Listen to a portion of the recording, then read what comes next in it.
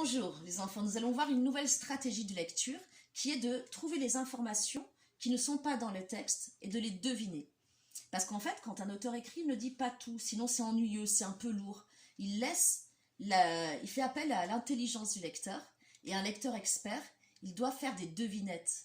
C'est comme un détective, il prend des indices dans le texte et il fait appel à ses connaissances qu'il a sur le monde pour comprendre ce que l'auteur ne dit pas. Exemple. D'un seul coup, le décor changea. Ils étaient enfermés dans un chaos de dunes enchevêtrées. Ils n'en pouvaient plus.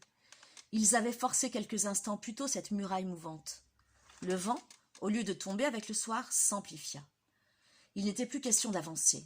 L'air, chargé de sable, était devenu irrespirable. Ils formèrent alors le carré avec les 6 chameaux et se serrèrent contre les bêtes pour se protéger du sable qui tourbillonnait violemment.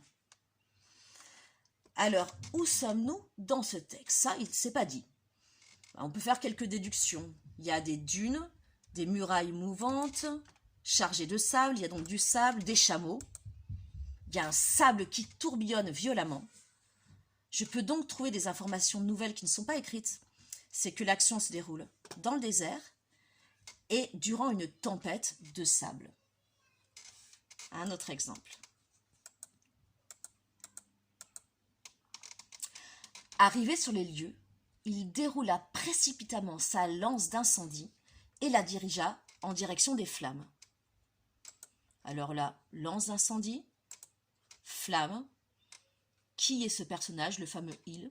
On peut deviner parce qu'on a une connaissance de ce qu'est un pompier qui est là pour éteindre les flammes d'incendie.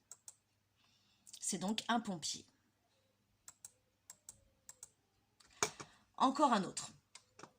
Le chien montra ses crocs et le mordit. Ce dernier aurait mieux fait de mettre une muselière à l'animal avant de le vacciner. Les chiens sont parfois comme les humains. Ils n'apprécient pas les piqûres. Qui est ce dernier? Je pense que vous avez tous un animal domestique ou connaissez quelqu'un qui a eu un animal domestique et vous savez, vous avez une connaissance du monde qui fait que vous savez que s'il y a un chien, il y a un vaccin, il y a des piqûres. On peut donc en déduire que ce dernier, c'est un médecin des animaux qu'on appelle un vétérinaire. Voilà, donc vous allez avoir des exercices pour vous entraîner avec cette stratégie de lecteur que vous faites souvent inconsciemment. Mais peut-être que vous savez, parfois vous ne savez pas, quand je vous pose une question sur un livre, quand je vous demande où se passe l'action, vous me dites je ne sais pas parce que ce n'est pas écrit. En fait, vous êtes assez intelligent pour le savoir. Au revoir.